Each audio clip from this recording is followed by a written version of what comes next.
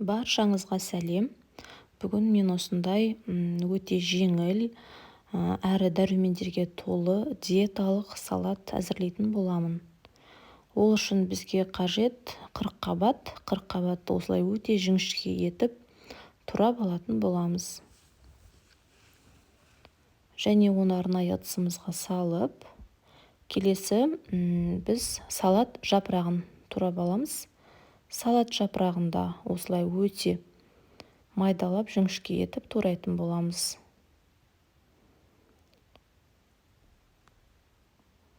Келесі бізде аскөк. Аскөкті де осылай майдалап турап аламыз.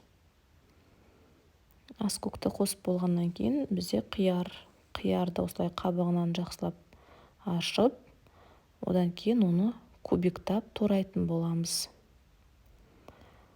Бұл қиярды кубиктап турап болғаннан кейін осыған біз аз ғана мөлшерде сыр қосатын боламыз. Сырды да осылай кубиктап қосып жібереміз. Және сарымсақты майдалап, үлкен болса, оның жартысын ғана қосуға болады. Көп мөлшерде қажет емес. Және тұздалған патиссонның 1-2 басын қостым. Бізде зәйтүн майынан 2 ас қасық қоссақ жеткілікті. Енді татымына қарай өздеріңіз көресіздер. Сонымен қатар кішкене шым тұз қосатын боламыз.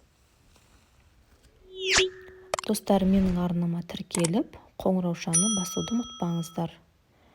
Мінекей осылай тез бізде диеталық салат әзір болды. Астарыңыз дәмді болсын.